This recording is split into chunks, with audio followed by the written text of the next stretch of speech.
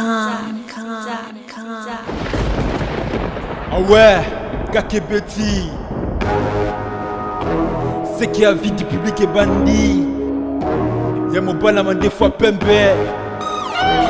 Didier Masuki, Andy Chou, Narcisse Desarons. Daniel arrivé dans ce pays où la parole était rejetée. Quel désordre dans ce pays. Mais Daniel craignait son Dieu. Oh. On lui proposant de s'essuyer en adorant les monuments, lui et ses compagnons. Mais Daniel refusa.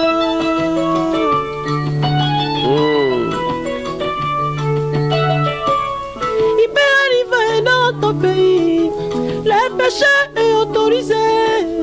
Faut très loin n'être pas Dieu, mais enfant de Dieu, fais attention.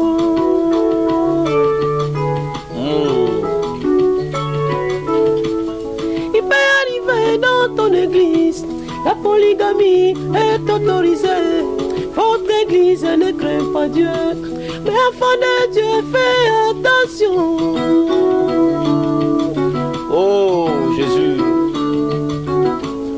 Il peut arriver dans ton église, la polygamie est autorisée. Votre église ne craint pas Dieu, mais enfant de Dieu, fais attention.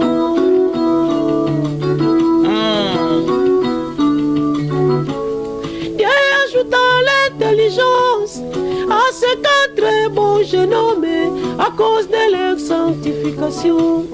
Cela étonne bien les rois. Oh, Jésus, Jésus. Dieu ajouta l'intelligence à ces quatre bons jeunes hommes à cause de leur sanctification. Cela étonne bien les rois. Eh bien, mesdames, messieurs, chers internautes, amis de Avis du public, je pense que vous avez compris, on est là donc avec le frère, l'évangéliste Josué Mayala, le chantre de l'Éternel, l'adorateur, comme il aime bien le dire. Et c'est avec lui nous allons tenter de parler de beaucoup de choses aujourd'hui. Réalité à l'église Napsolelo. Qu'est-ce qui se passe à l'église des réveils aujourd'hui? Est-ce que tu as toujours un réveil ou comme un profond sommeil? Frère Mayala lelo. C'est la réalité de la musique chrétienne. Et apparemment, il y a des différences des autres soutenir la musique chrétienne et la musique appelée profane. Qu'est-ce qui se passe au juste? Tozanaye awa, tobeta lisolo naye kasi, akobeta la super lisolo ya album naye.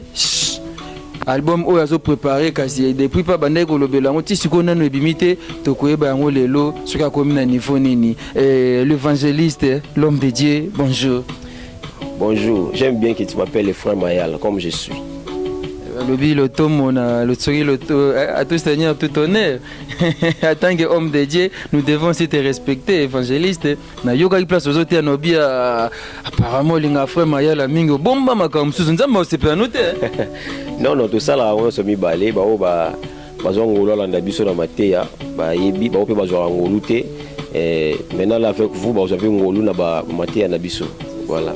Mais bandingo nom sous ba musicien chrétien ba comment vous préférez ba tia pasteur, ba tia évangéliste, est-ce que yozo c'est la minga frère point? Parce que je suis frère, ils ont titre ils ont qualifié Moussa. Le frère Branham.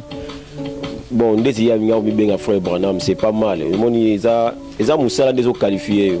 Pourquoi bien archbishop par rapport à Nini Gas. Donc mon so ko bien on est frère, mais on sala Moussa aux hommes na miso ba. Problème ça ya Moussa là. Les problèmes il y a qualité ba titre été. Les problèmes Moussa là, faut Moussa landé.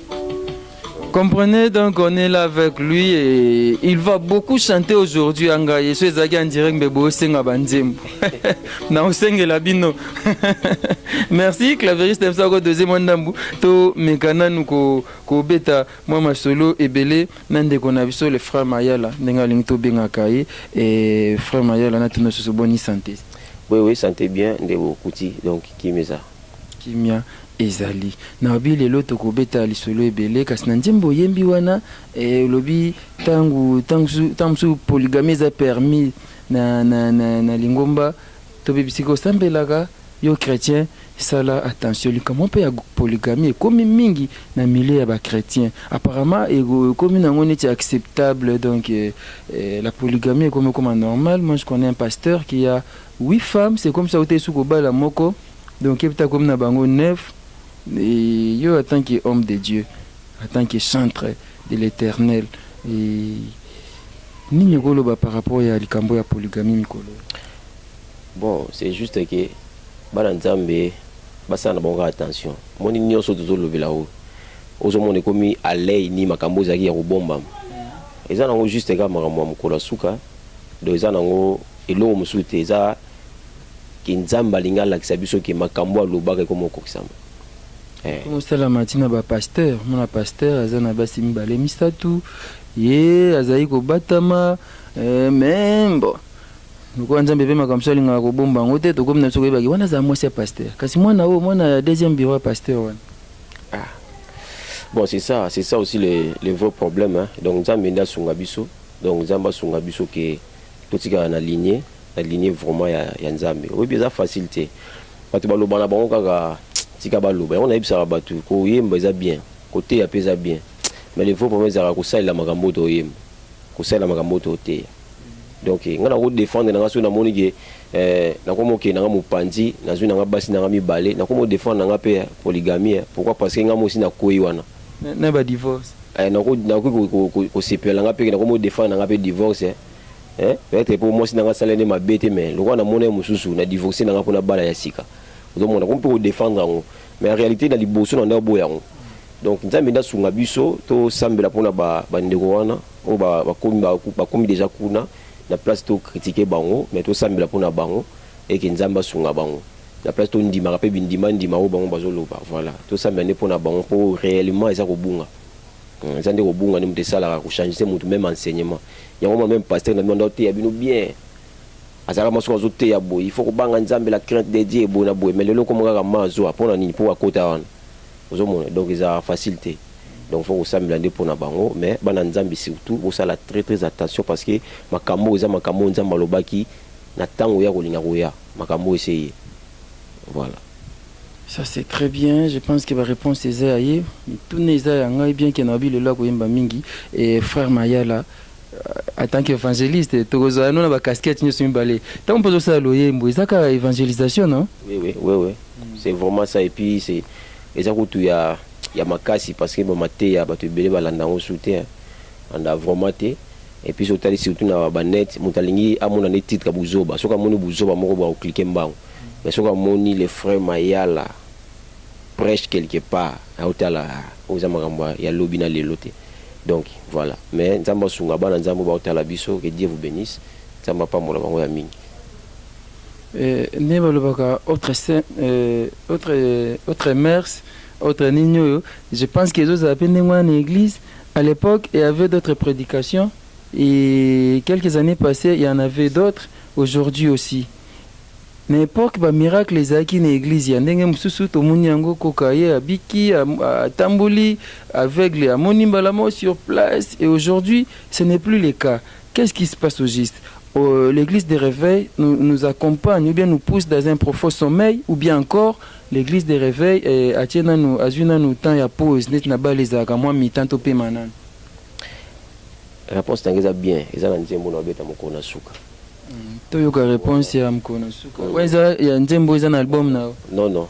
Ba nzembo no zoloba ngana zoloba Seigneur. Na loba nzembo to ndeko yoka.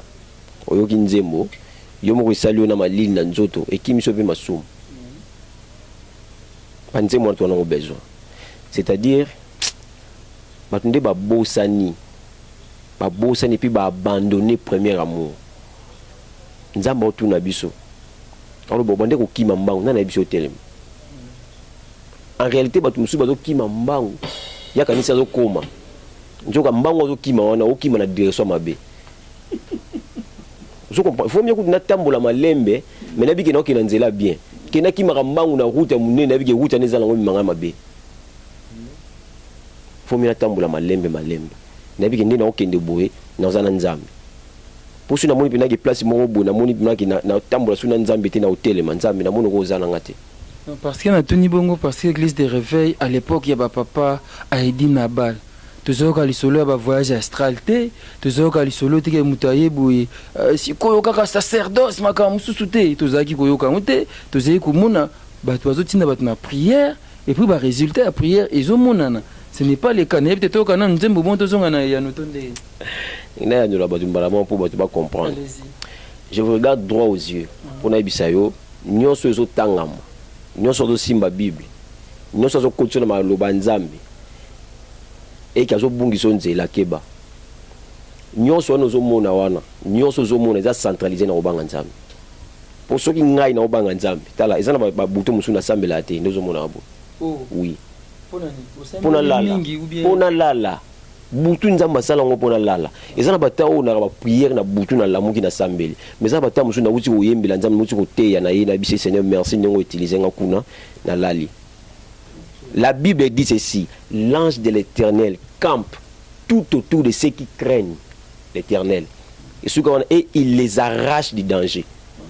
Tu vois, donc c'est-à-dire la seule façon où ange a combattre la monde surtout banga nzambi baba. Le but est que tout autour des hommes de Dieu. Tout autour de ceux qui prient pendant 8 heures du temps, non. Tout autour de ceux qui prêchent la parole, non.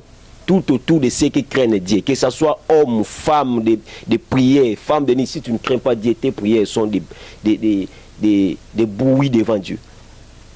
Le vrai problème, c'est d'enseigner les enfants de Dieu à la crainte de Dieu. Moi, je vois trop mal un enfant qui craint Dieu, un chrétien qui se met vraiment à la parole de Dieu, à la lier. Non, non, lié. Pour y on a nzambe mutao batelai. Non, non, lié. Au sengate. Makamusu yo lukate, lukayo. Tu sais pourquoi? Parce que tu as cherché les premièrement. La Bible dit cherchons premièrement le royaume des cieux. Et le reste, le mariage, le reste, voyage, reste. Et le reste vous sera donné. Pour senga kuduté. Donc on a sauté des premières à côté deuxième. On a tout ma première à Calais pour sauter qui classe. Cherchons premièrement le royaume. Mais qui doivent n'anya ko enseigner na ba fidèles.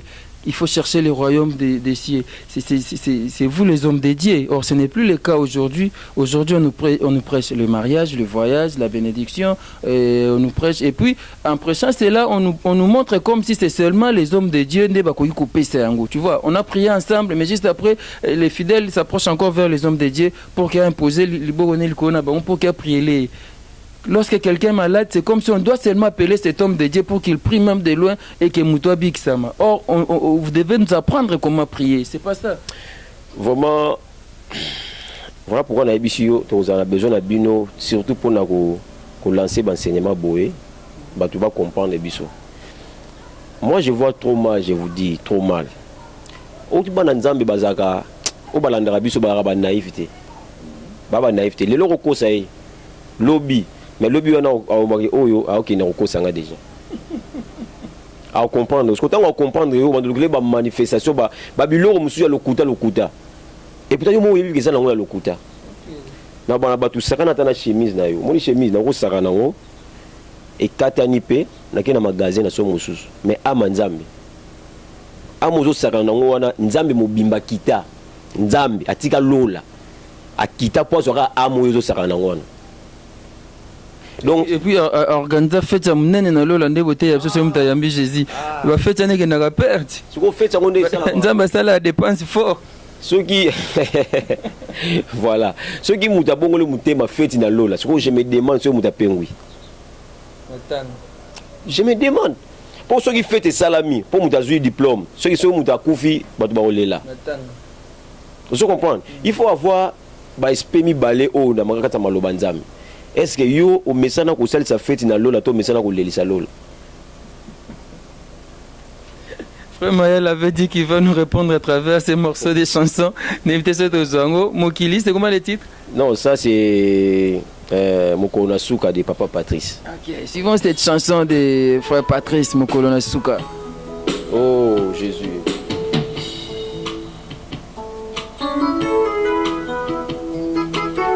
Oh Jésus.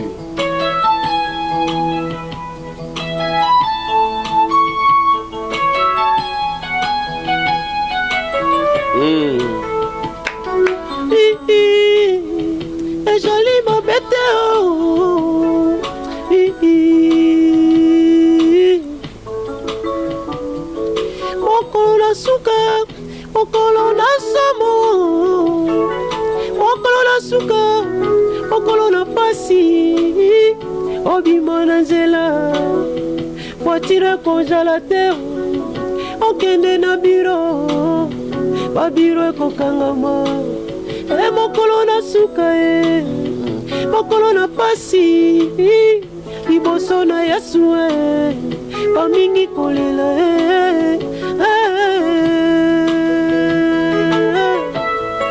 Oh Jésus, Jésus. koyana tonga na Nzambe ezali mabe te ozala paster ezali malamu yenga nyonso na eglize ezali mabe te kasi mokolo na suka mokolo na pasi liboso na Yesu bamingi kolela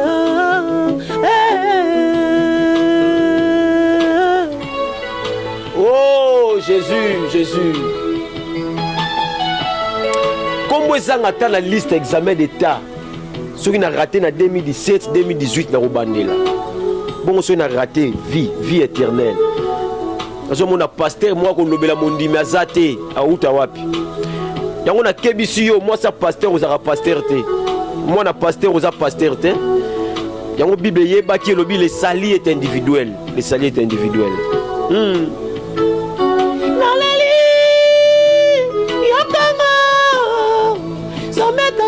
komona ngai nayoki te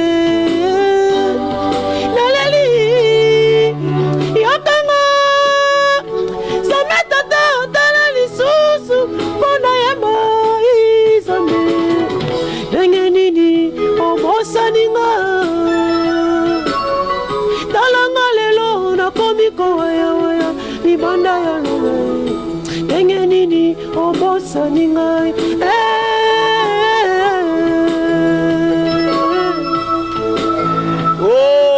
Jésus. Bato baboya ngai me yo ndima ngai. Bato baboya ngai. Esengoni ezalanga bato baloba frère ayibi ko yemba. Frère ayibi ko teya me yo tango zo tala ngai oboya te. Bato baboya na bango ngai me yo ndima ngai Jésus. Ndima ngai.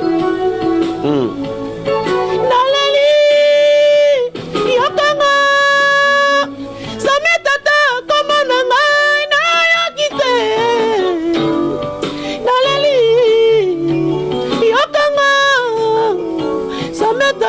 tala lisusu ona yeba Nzambe. Waouh, ça mérite des applaudissements vraiment. Nzambe Banzembo Boy. Lorsqu'il chantait Naoki Chair des poules. Nzembo s'appelle ici Linda Stone, s'appelle ici Pepe Kiala, les millionnaires Pepe Kiala, l'équipe à Makasi, Didier Masuki Mbale Amande Fapembe, et s'appelle ici Bogo Sanderson et Azolanda Bisso. Et tant que je Banzembo Ango, je sais que tu as à dire, tu as une réponse par rapport à ce que tu disais. On a senti comme un côté en moi. Apparemment, c'est comme si tu as oublié que tu as aussi l'émission. Non, la bonne sanité. On a oublié que tu as l'émission, mais sur une émission, on a oublié que tu as Kilanga. On a oublié que tu as côté à bande, qu'on a comité.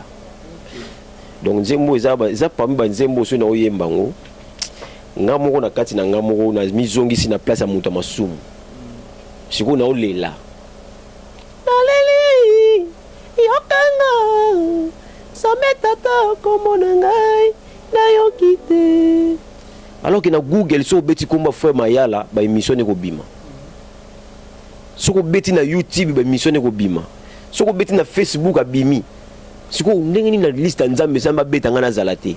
Nazanga ta na Facebook. Nazanga ta na YouTube. Mais nazanga te. So Nzamba beti komona nga. Wandi lo unazo banga makasi nde yango wana. Bieza na tina te batu ba sepano batu ba linga Nzambe. Oui, batu ba ko sepela nga te. Nzambe na ndima ngai. Webi David. Batu ba tali balobi tala oyo. Ndumba pamba oyo. Azo bomisa soda likola mwasi. Mais ba teke David azonga ki pa Nzamba sengi pardon. Si on Nzamba tali David, tant bato bengi bongo Nzamba tala bi j'ai trouvé David l'homme selon mon cœur. Quel témoignage. Ngali témoignage Nzambe des ala vivant na kati nanga. Pour te témoigner, moi musu ba yebi vie na biso te. Ah frère aza bien, frère yebi ko yemba. Mais nzoka nga mona vie cachée na oyeba ki na otambola bien te. Si ko témoignage Nzambe ne leki ba témoignage nyos. Ça c'est très bien. Kasi pona yo Nzamba loba ani pona yo. Fais ba témoignage à Nzambe. Frère Mayala Otegoloba Awa. To banana na crainte à Nzambe. Tambola na kobanga Nzambe pour ange Nzambe a campé tout autour na yo. Puis le reste et puis ça m'élève après. Le reste on ya yo nini. Et frère Mayala to beta le solo ya album na yo. Et na ndeko moko na zolanda pe na ba intervention na eming na télé, les frères Paul, na betena benga frère, to na benga un ancien je dirais magicien ou bien bon, pratique moi remarque oyo azobimisa ba vérité belé na ba télé basel na Nzambe belé bazaka na monde wana basalaka na bango komona mususu azobimisa bato ligorodo na likolo muselekete na nini mususu osaba miracle boye le frère Paul a vu quand même Paul là-dedans. Nazo benga frère bo comprendre so na c'est émission na bandeko ba chrétien na benga ba nyoso ba frère taka mtu komoni bogo sanderson na benga frère bogos. Mais pourquoi ba pratique ya boui en même temps vous êtes serviteur de Dieu, c'est vrai on est en train de le dire na linto to kena kaka to bena moi msikamba moi avant to kota makambo album na yo et vous nous prêchez entre temps vous faites ba pratique moko un peu bizarre et les monsieur Paul a témoigné ngo mais apparemment bozo ko utika monter. Bon nazo pesa na nous merci amono tanko mbande ko wana Paul Adam. Oui, Paul Adam, ancien magicien, voilà, tout ça. Bon, ils ont m'embêté. Mais moi, je me dis, en tant qu'un enfant de Dieu, je me dis, quel est l'intérêt de Jésus? Intérêt de Nzambe puis ce qui pasteur Moura Legui na TV fini muninga na. Et puis, la personne où a ça là témoignage wana. J'ai suivi, j'ai suivi, j'étais avec lui et pas Papa Patrice. Parce que c'est Papa Patrice. Ah bon, maman? Non, c'est Papa Patrice qui a prié pour lui, a déposé ba kiss nae, a déposé ba kiss nae pour atika ba kiss quoi, a bani pour sa témoignage. Au début, son témoignage édifiait les gens, tu vois. Mais après un temps, à mon analyse soutien. À commencer là, témoignage selon moi, ce sont des contradictions terribles.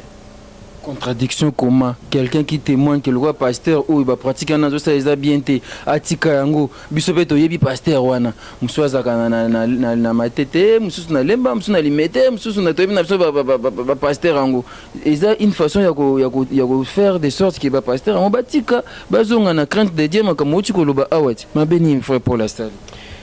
Non, dans le but que asali mabe moko boye pa nanga non, mais faut que tu l'objectif nezani.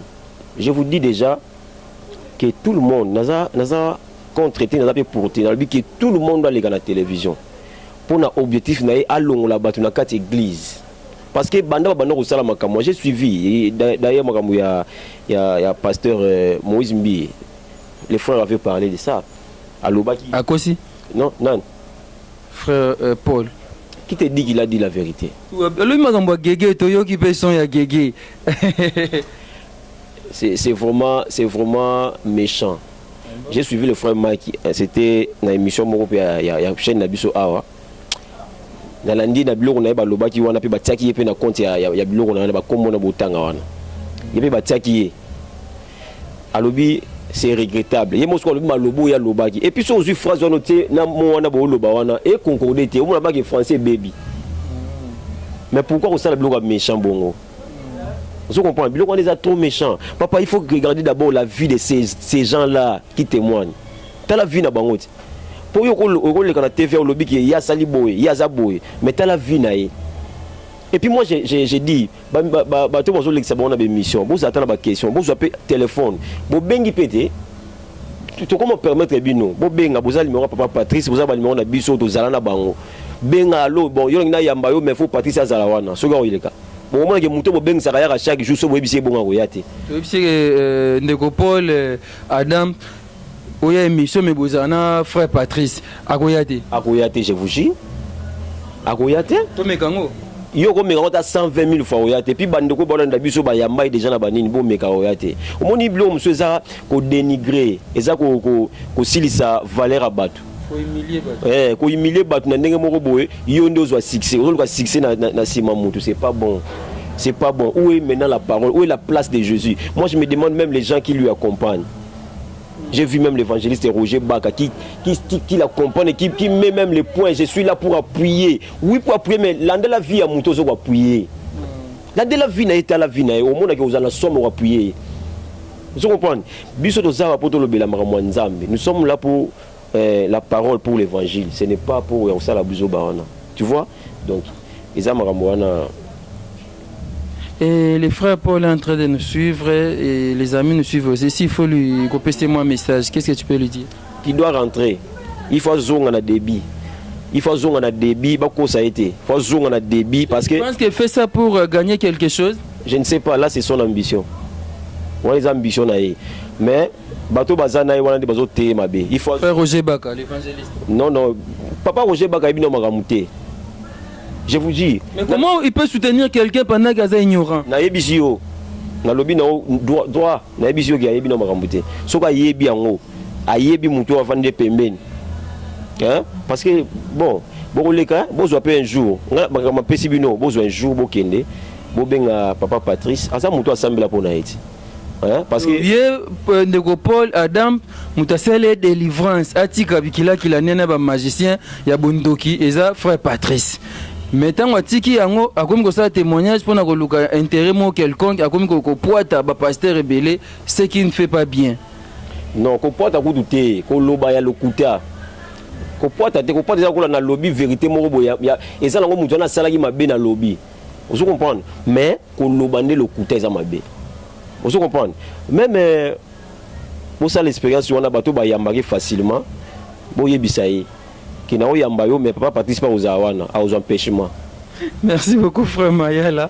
Je pense que il faut vérifier l'information vrai selon déontologie nabiso pour tout ça émission et c'est na moi déjà ma comme ya ba gege wana lobi nazo vérifier ngona bon soki estali bongo tokoba liboso et ali solo nabiso et vraiment toujours moins tant lobi makambo album na onanti. Tout ça, ma solo des autres un album, un titre album. Apparemment, il y a une polémique. Hein? Non, il y a une polémique. C'est pour un titre album. Yo titre album, en anglais, il shut up, la ferme en français. Na mukuse. Non, na wana za na ndenge na lobby na ndenge wana ti na lobby ti na ndenge na kangisi muto munoko non. Na wana na lobby fanda kimia, c'est-à-dire soit c'est-à-dire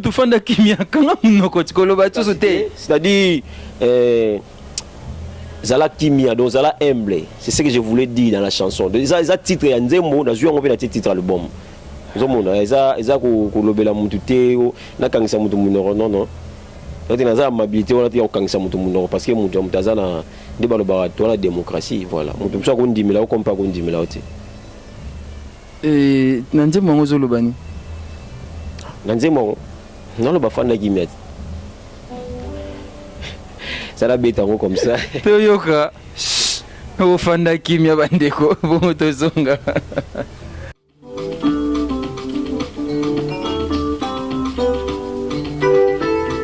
pardon fanda kimia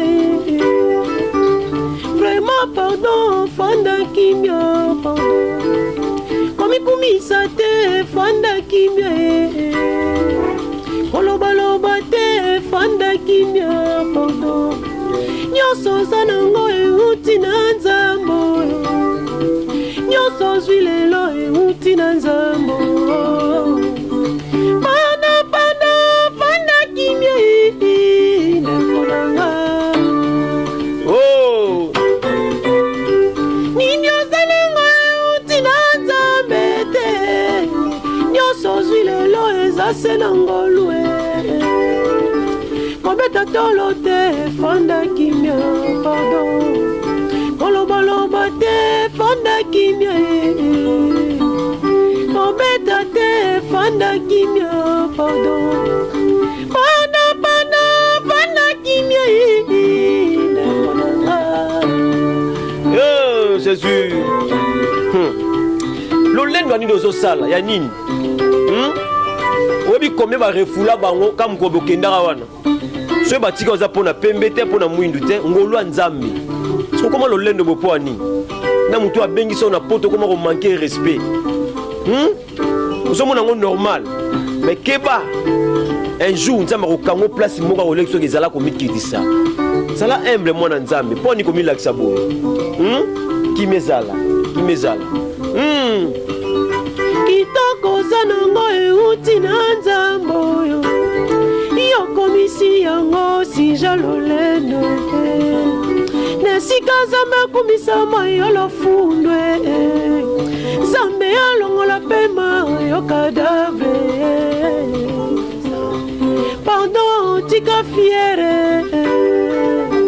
Vraiment pardon tika buzoba.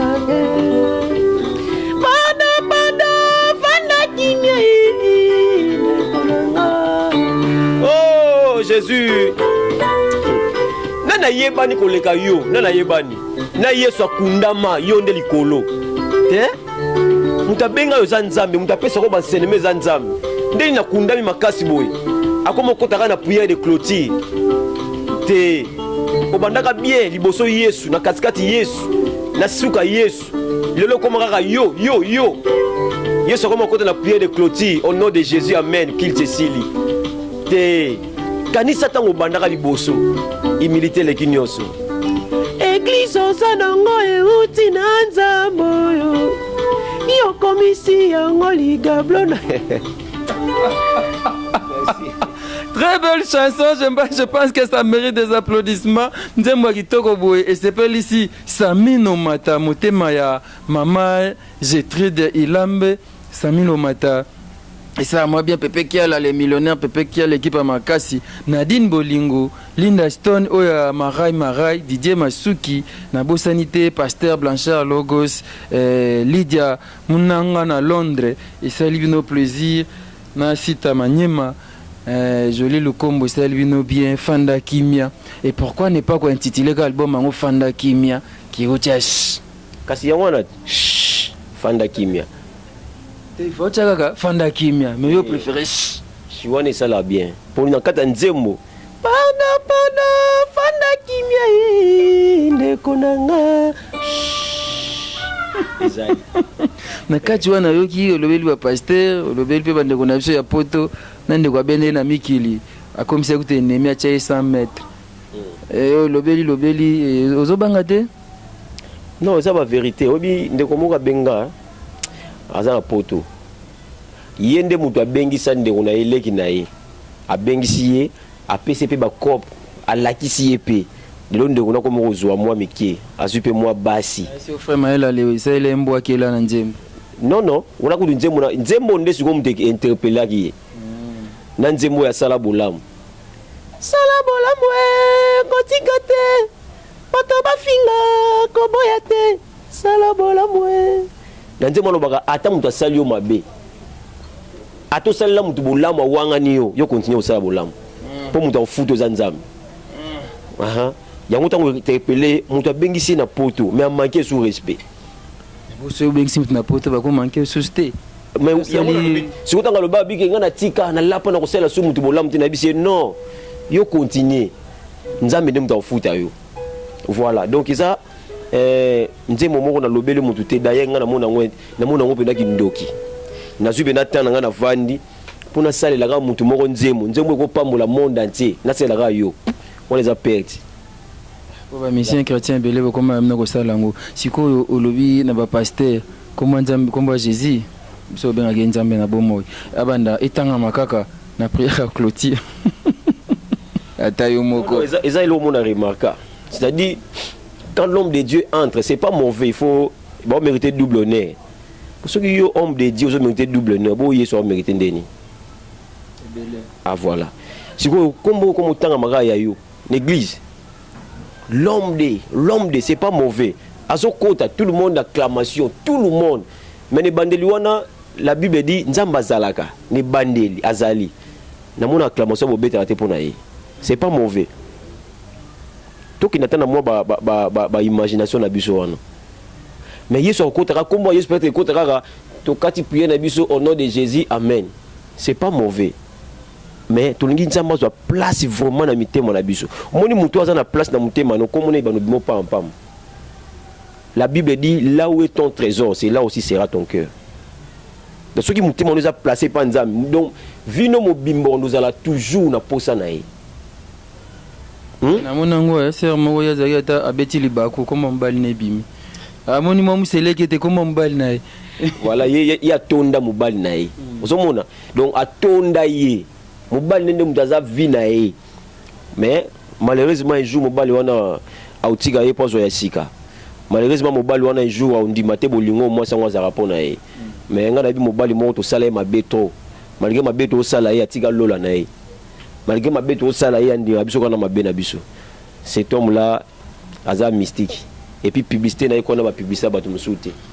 Publicité ya biso ba mais là mai na biso neza suka mais bi ke mai na bango mai wana leki yango mais yelo kwa sa publicité alobaka ya yeza suka. Mbali yango Jésus-Christ de Nazareth. Ah, oh yeza différent. Publicité na loba venez à moi. Vous tous qui êtes chargés, fatigués et je vous donnerai du repos. Ça dit mutwana ilora bien awe biso yela na oya mabe wana na ça le change. Hein? Na ça le change na peso ya bien. Na longolo ya mabe. Na peso ya bien. Publicité bon na salamata pas Yesu mutasalango. Frère Mayela, comprenez, c'est un évangéliste. Si on tire les micros, à Robanda Roloba, peu à ce qui est nango kaka, testo mesana makambo, mais tout ça nango kaboui. Parce que l'album na yo dernièrement c'est un problème na bateau fait pas produire, on évite ce ba bongisi. Et ce beau bongisi. Et parce que la stratégie ni aussi stratégie commerciale, top marketing dans l'album mango. Les lois et comment il faut manger moko za genre générique et bin sabatu. Nze moko za la ba moto ko tumba satana po mikolo biso na Kenya to linko tumba satana. To tumba ke chaque jour et ça qui bat ba ko sombango. Nze mo mususu pesa la o ko lelisa ba mama bandeko azozo libala te azopamba mate alela et dès que sur le plan commercial était comment ba yo pe sali ndengwa banze munyo ezali. Donc ba ja banze mo ndo classe ngo salinga moi ko banga.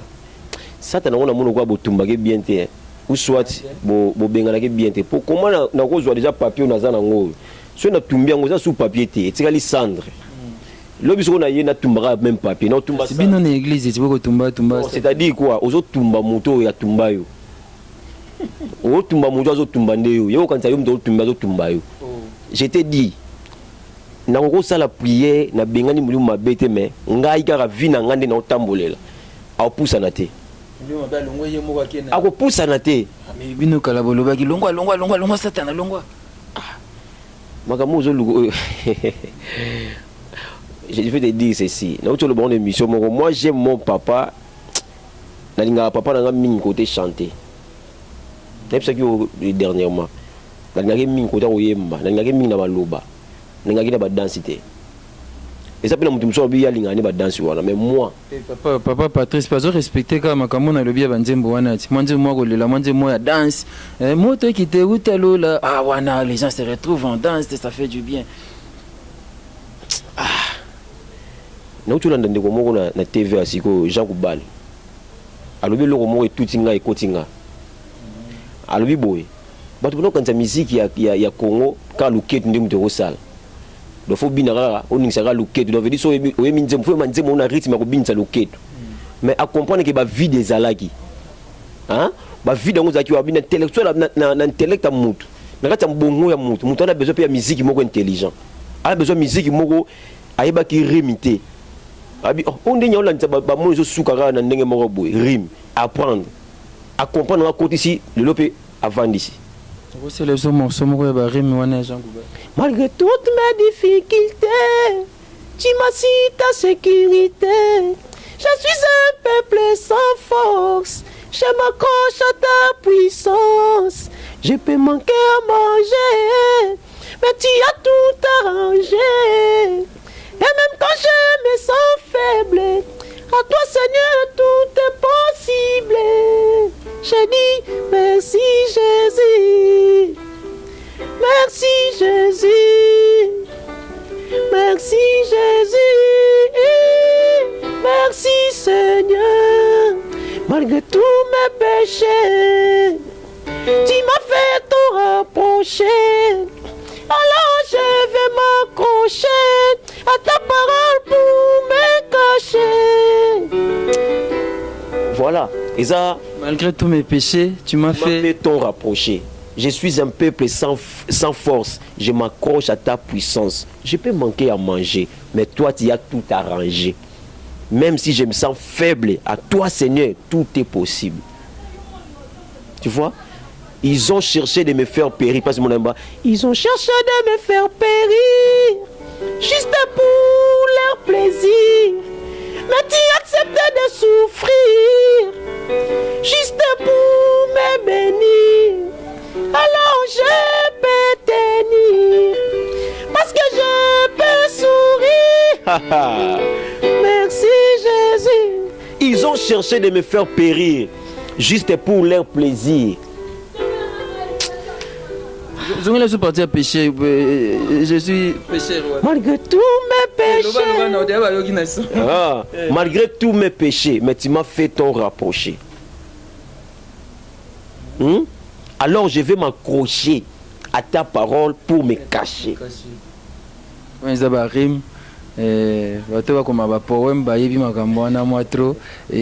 Pour écrire cette chanson, ça t'a fait demander aussi beaucoup de réflexion ou bien pour retrouver quelque part? Ça m'a juste demandé un jour.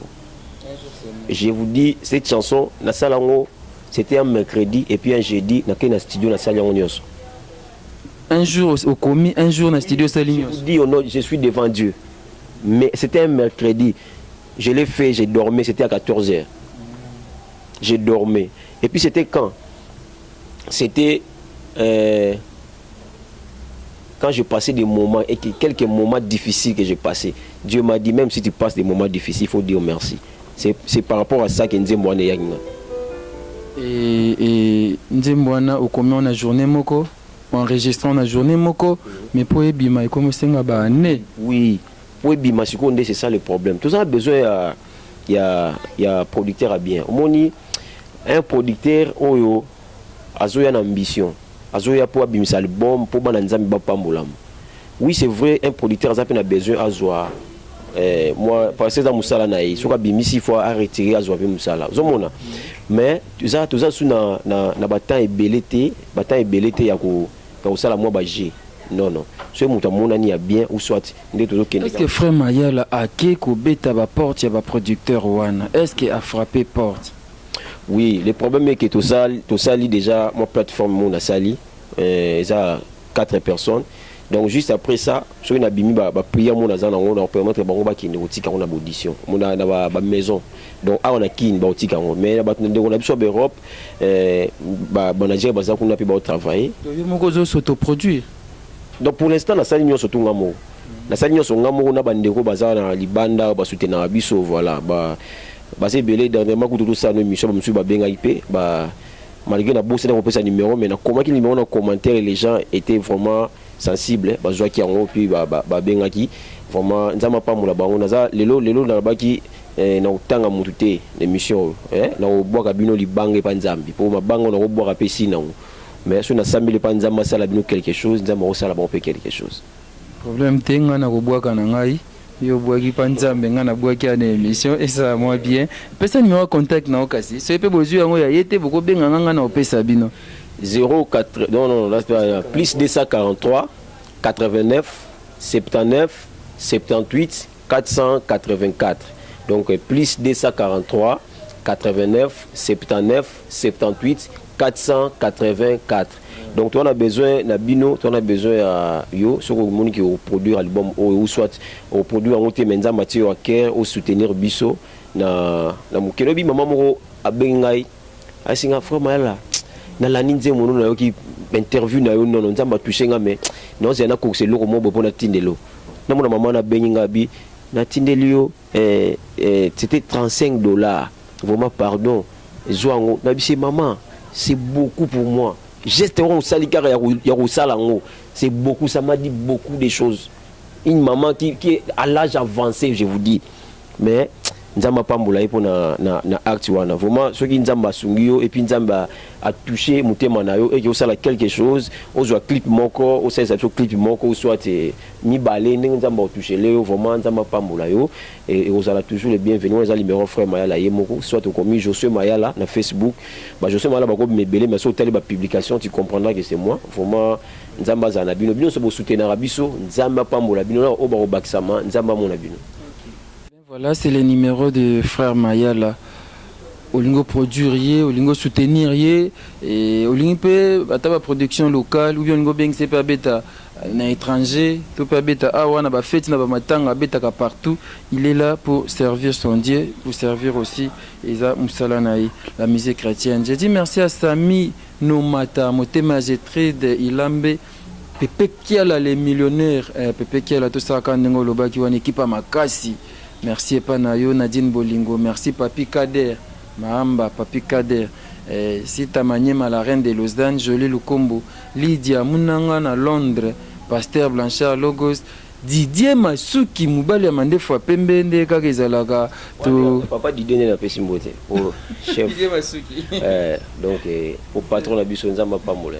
Merci beaucoup Didier Masuki, Moubali Amande Fouapembe. Au moni depuis Yaya Mande Fouapembe. Bande comme sous-soupé, lundi. Et salut-moi bien, Mande Fouapembe toujours. Et tout ça, na frère Mayala. Tout comme na souka liso, na so bande comme tout neze belé, kasi etango angonde ya kotuna nyonso ezalité. Prochainement, tout zanaye. À chaque fois, tu as kaya répondre à présent. Tu as évité tam pour album né bimité. Tu as la sur album bimi. Ce gars vous a trop chargé et frère Mayala.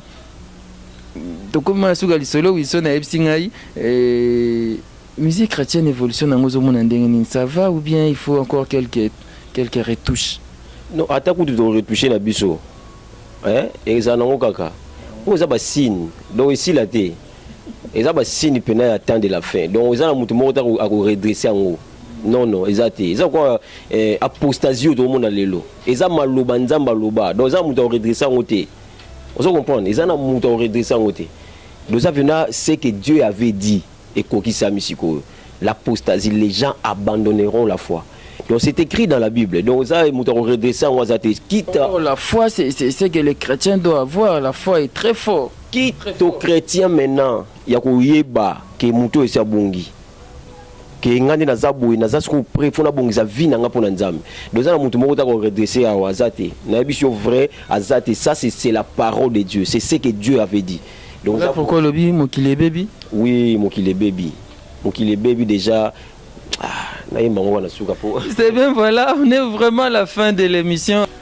Yom to s'appelle l'émission Oyo, soit il peut critiquer les autres reproches au Koriko Benga na ba numéro est affiché, to pe na numéro ya l'évangéliste Mayala et comme ça la moi bien merci et pas Wilson Bilili, merci frère Wilson, merci frère Bogo Sanderson, merci pas même tout la naga émission abiso, ndenge bo encourager ka biso ndenge bo soutenir biso ça la biso moi bien ngonga yango ebeti mokili et si e baby et baby nango. Ce que bazote ba ko sa musala mpunda topé bako sa po bazong sango nanzela tolanda mokilesi baby prends à moi tokutani mbala sima numéro ya sika avis du public toujours. Oh Waka misona mangomba etoni mokiye talanga moya basali na yo bosoto Waka misona mangomba etoni mokili ya talanga moya bayemi na yo kolela otala omona otale mokili komi na suka yasu mokili ebebio papa kita osala na bomoi na ngai yasu mokili ebebio papa kita osala na bomoi na ngai. Jésus. Oh oh oh oh.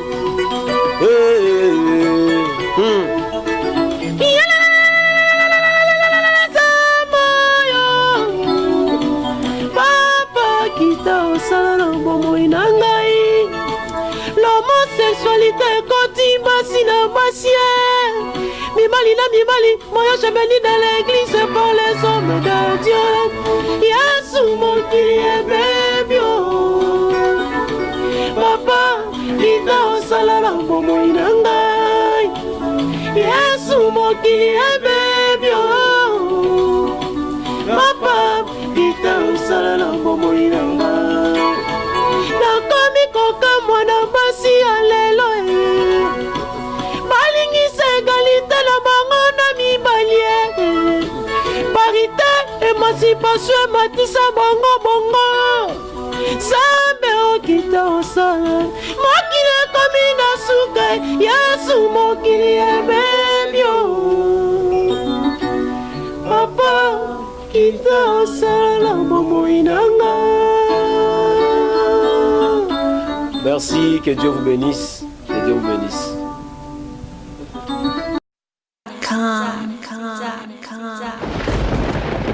Ah ouais, Kakebeti. C'est qui a vie du public est bandit.